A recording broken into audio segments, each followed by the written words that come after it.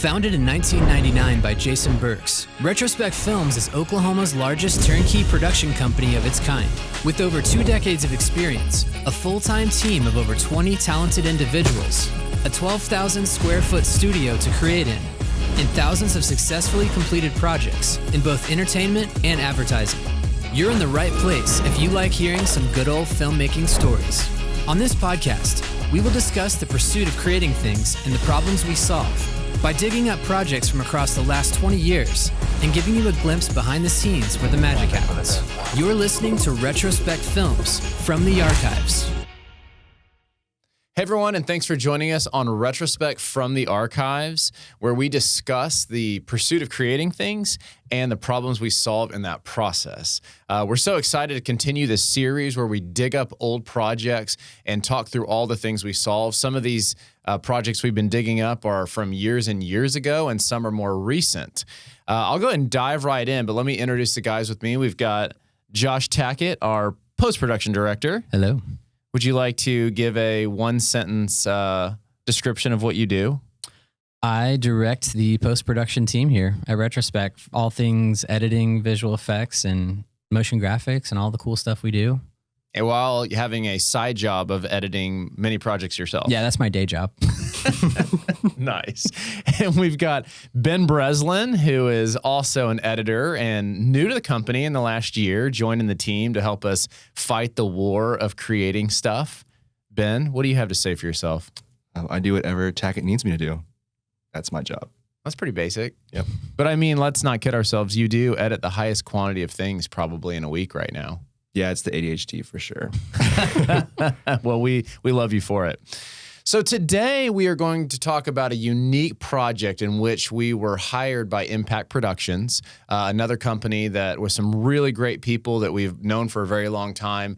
Actually, unique story. Their founder was somebody when I was 16, really inspired me to even want to be in production. So it's kind of really exciting to get the opportunity to work with them now. Little strange side note that just hit my brain. I knew we didn't know what we were going to be talking about today, but a project that Impact did, I think it was about 20 years ago. They hired me to be the behind the scenes videographer on that movie, believe it or not. It was for Max Lucado. And, I remember watching it's the first time I'd ever seen Dolly Track. I remember watching them lay Dolly Track and I was like, oh my gosh, I want to lay Dolly Track someday. We're in the movies right now. We're in the movies. Yeah, that's so cool. That's Impact's really cool. One of the coolest group of people that I've ever had the chance to work with. So this project that we're talking about is for a musician. Most people know him. His name is Andrea Bocelli. Now, I feel like, Tackett, you were kind of at ground level when this conversation first came to us, and you love music probably even more than I do. Why don't you give me a little bit of background on, who is Andrea Bocelli, and how did this project begin? Well, I guess it started with, because this is our second project we've done regarding, Bocelli and Impact, kind of a collaboration, and I don't know how the first one, it kind of came out. I think Nathan just reached out and told me, hey, we got this project. Mm-hmm. I guess it'd be more on the Impact side, how they ever got that connection. But he was basically, the idea was that he was going to do this, 2,000-mile trek across Italy on horseback. And along the way, he was going to sing songs. He was going to interview people, famous artists, and, just talk about life and what it means to be a great person, spirituality, everything, everything you can think of. So through working on that project, it actually didn't start as a project. We just started by doing the trailer. And so they asked us if we could help on the trailer. So we cut a trailer together. And I guess they liked it so much that they said, can you guys actually edit the show? We're still, they were still looking for someone to edit the show at the time. And they liked the trailer so much that they said, hey, I think you guys are the right team for the job. So it was kind of like, okay, this is pretty cool. And I feel like we kind of had that in the back of our head when we were doing the trailer, like, hey, let's just make this amazing. Like, we try to make everything amazing, obviously, but how can we make this really special? And, maybe, who knows? And then it turned out that ended up happening. Lots of hard drives later, and communications with people in Italy and different things. We worked on that show. And then when that show was complete, it was just kind of the same thing. Another communication came in from Nathan that they were doing another show.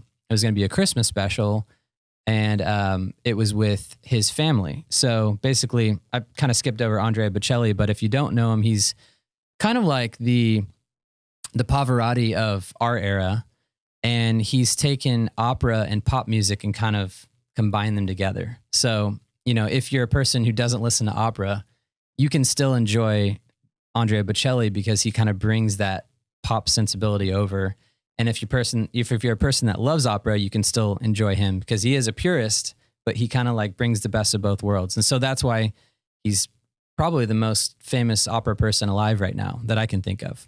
With this second project we got, it's his daughter and his son are both also singers. And so they decided to do this Christmas album together. And I don't know how the idea came about, but they're like, can we make this album into a film, essentially? So if the film itself is almost like an extended music video, story-driven music video of the album, like you could, it doesn't have every song on the album, but it has almost every song. And so you could almost play it like you're listening to the album. But in the middle of that, you've got, bits of story and, fantasy, and it's very fantastical and, kind of magical and, just Christmas magic, basically. So that came over here, and it was the same idea. Big hard drive showed up, and let's make this thing happen. And so it's been a lot of hours between the Retrospec team and the Impact team of just crafting it. Pretty much. That's. So Ben, when did you get drug into this project, and what have you been working on? It's like very lightly in it near the beginning, but the end was definitely crunch time on my end because I was really only doing color. So everything had to be finalized before that even reached my desk. And then VFX shots, things like that. So I was really only in there for the last half, but I was in very deep in the last half. Talk to me a little bit about color grade. I mean, I think that, we don't have to dive deep into theory, but obviously every time you get a batch of footage, it's been shot with a different camera, it's been shot in a different manner, and there's a different level of grading. Tell me a little bit about that process specifically with this project. Yeah, I mean, most of the stuff coming from Tackett was like finished scenes that were cut afterwards, but the cameras they used were ARRIs, which I'd never, ever color graded before. And it was very cool. Like the resolution and the latitude from the ARRI footage is just so easy to work with. Like other cameras are easy to work with, but just I think the resolution bump and that just like photo editing just made it so much easier to manipulate things right where you want them to go. It was super, super cool experience to color grade ARRI footage. Tell me a little bit too. I mean, with something that's a Christmas special, I feel like there's a little bit of a artistic approach that you have to take in the color grade because you're dealing with night scenes and you're dealing with bokeh and, out of focus lights everywhere and twinkles and all that stuff. Tell me, how did that affect the way you artistically approach this? Did it need to be warm because it was Christmas? Like, what was kind of your thought? Yeah, it was like warm and bright. Like when I think of Christmas, you think of like a fireplace and a bunch of Christmas lights hanging on a mantle or something like that.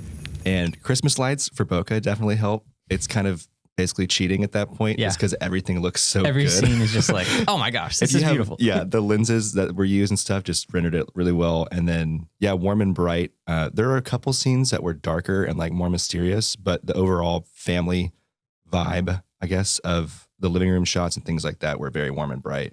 So definitely want to feel happy and not spooky like Harry Potter 3 or something like that. Yeah. And I think for, with regarding color, like one of the biggest challenges was what you were saying is like going all the way from these, we would have nighttime scenes where they're in the forest, it's completely dark, and then very dark scenes in the attic or, indoor stuff. And all the way to full daytime and then nighttime, but all the town lights are on. You know what I mean? So it's like every color scenario you can think of was pretty much in there. There were multiple shots that were daytime that had to be brought into nighttime. Yeah. That were drone footage of the house. So it was definitely challenging, but it was some a lot day of for fun. night stuff. There was different drone shots where, we had a really cool shot that we loved, but we're like, what if this could be a nighttime version of this shot? Because we really need a night shot in this spot, but we didn't have that exact shot that we wanted. So we're like, could we make that happen somehow? And it's kind of a hybrid between visual effects and color, because you have to kind of color grade it first, replace sky, then replace the sky, put the stars in, lights, go back to color and go, okay, does it still look right? And then, maybe you make it even darker, or you do that final touch. And so it was hard, but probably sent more messages to you in like a 1 week period than I've ever talked to you. Yeah. My entire time here. What are you using to color grade? What software? Oh, DaVinci, 100%. Why aren't you using iMovie? I mean, my granddad would show me up in iMovie probably, so I don't want to look dumb. Nice. I'm curious. So I'd like to get a little bit into the storyline aspect, and I know that obviously this piece had some visual effects, as you were just talking, some comping and whatnot. So I think maybe why don't we get into talking about some of the effects and some of the storyline from your perspective, and should we replace Ben? Yeah, I feel like we probably should. I mean, can I get my 3 pumps of caramel and then Cole? Welcome to the podcast. I was in a Starbucks. Well, we just my car. Where's my car? We just 86 Ben, and now you are joining us. We're talking Your car's about still in the drive-through. People are there's gonna be a wreck. Well, we're talking about Bocelli. Remember that project? Yeah. That was a fun project. It was a lot of visual effects, a lot of fun stuff that happened. All right. Well, we'll hit you up first. So we're talking about how visual effects helped in the storytelling aspect. And I think that's one thing that's important that we, whoever's watching this remembers is everything we do, we try to, the motivation is always, how do we tell the story best? How do we get the emotions right? And it's funny in filmmaking, there's so many things that impact this. Obviously there's casting and there's writing and all that stuff. But for us in this level, where we're dealing with the editing and the effects, you're mostly dealing with visuals, and you're saying, how does this visual create the emotion for the audience that we want them to feel? And so now I don't even know any of the specifics, so I'm going to hand it over to you guys now. But let's talk a little bit about some of these scenes where we are able to create the emotion better through visual effects.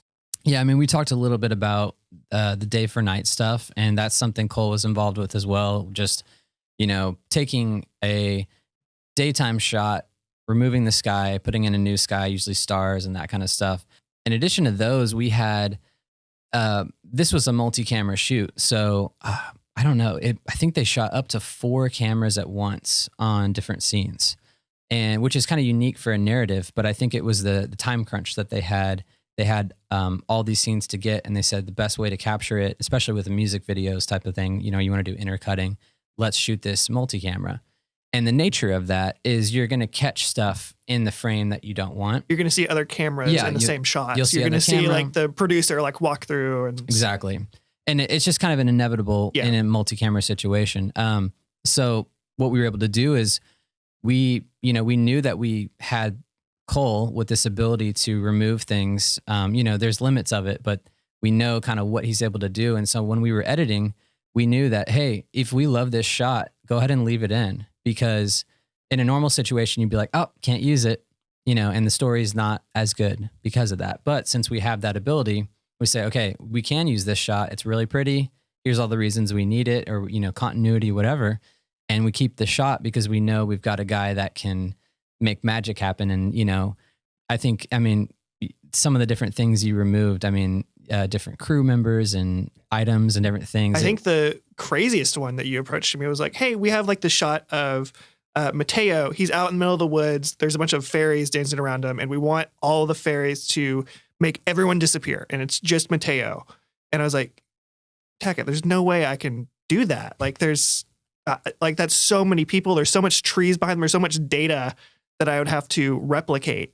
And that one was like the biggest challenge. I was like, okay, let me sit there and figure it out. And that was like one of the things where it's like, that made the visual storytelling so much better, because without that, like, they're not gonna be able to disappear. It's not magical. It's not like, you don't feel like they're real fairies if they're not. Yeah. And in that case, the one that you're talking about was actually story-driven shot that if he wasn't able to do that, we would have had to make a completely different creative solution for, the whole idea is he's out in this forest and all these things appear around him, all these dancers and orchestra and things. You can't tell that story if they don't magically disappear. What are they going to do? Just walk off? And some of them are sitting on the ground with a cello. You're right. You know what I mean? They can't walk out of frame. Yeah, there's like full pianists and like just all the instruments out. It's like, okay, let's and it's like you can only do that. And we've talked about this before, Jason, is like there's certain things you can only do with visual effects. So it's really cool to be able to have people on the team that you can count on. When you're in the edit, you're like, yeah, I know I've got a guy that can do day for night color. I have a guy that can remove people from scenes or add things to scenes. And just to be able to have that confidence in the edit, hey, let's just make this amazing as we want it to be. And then our team will fix it, basically. Yeah. I'm curious, Cole, just to kind of get into the weeds, but talk a little bit about this technical process of removing things and replacing things in video, because I know obviously, there's the process of you could have shot elements on a green screen, but when that doesn't happen, what do you do? So kind of walk me through like maybe that scene, like what are you chopping things out and cloning stuff, or what are you doing? Yeah, it's a lot of different little aspects. So we got this new program recently called Silhouette, which is just solely like a rotoscope based software. Like it's very industry grade. Like we use it just purely to remove stuff that wasn't supposed to be there or fix a couple things. Or if someone had like a stain on their shirt, we're taking that out. Like it's various, aspects like that. So it's a really cool software, and learning more about it, it's very in depth, and it's been interesting to learn the aspects of how you're supposed to roto something. Like there was this one scene, with Mateo in the forest, and like how you're supposed to rotoscope it is you're supposed to individually with their limbs take out like chunks of their limbs. So it's like almost like the anatomy of a body. So if you're rotoscoping something, you're thinking, oh, well, if I'm moving my arm, I have to rotoscope out this chunk of my arm, and then my upper arm, my torso, my other arm, the legs individually. That way it's not all wonky when you're rotoscoping it out. So there's that aspect. And then there's also like the aspect of, oh, okay, this person's moving around and I have to completely take this guy out of the background. So you have Mateo on top, and then you have like the fairies in the background, and like all of the cellists and like everyone else. So you have to take the scene and you have to brush everything out and like make it like fine detail. What I usually do is I'll take a screen capture, just take one still image and mask it back into the scene to where it looks more realistic, but still have that same airbrushed quality to it. So it feels more realistic. And, the shot that you're talking about had this big, I don't know exactly what it was shot on because I'm not, in that world as much, but I'm pretty sure it was some type of crane move that they used. Yeah. So there's a ton of parallax. A lot of movement. He's in the front, and then the people behind him, the camera's moving like that type of thing. Yeah. And so that made it super difficult. It makes it a lot harder because all of a sudden, like something that's very flat, like let's say a tripod shot, you can easily remove things and replace things. But once you've got that much, so the fact that you're able to pull it off, and then what we did on top of it was we had this like particle effect, just to kind of bring in the magic, and that helps too. That kind of takes your eye a little bit off. Yeah, because if you're looking at the background, it's never going to be perfect. Like those types of things, like if it's not shot specifically for that, it's going to be really hard to make it look 100% real. Like if you continually like watch the clip over and over again, you'll see the inconsistencies. They're there, but you wouldn't ever notice that like if you're watching like a 5-second take. Right. And I think the only way I can think of getting that done in a production is to have I forgot what it's called, but it's basically the camera that runs the same move, robotically every time. And you shoot a clean motion track. Yeah, motion control. Yep. That's the only other way you would pull that off. And that's a very complex setup. And again, we're working with, okay, what's the situation in front of us? Here's a creative idea. We want to make it happen. And we have a person that can realize that, that reality. So it's pretty cool. That's awesome. Well, I guess that probably starts to bring us to our close. I will say that, obviously I personally didn't get to have a lot of involvement in the Bocelli project, but my wife was really excited we were doing it because she loves Andrea Bocelli. And when her and I were over there, it was kind of cool. We actually got to stay in the village that he's from in Tuscany. that's really fun. cool. Yeah, so it was kind of fun. There was like Layatical. little things with Bocelli everywhere. I was like, the guys are back at Retrospec and Broken Arrow working on all this stuff.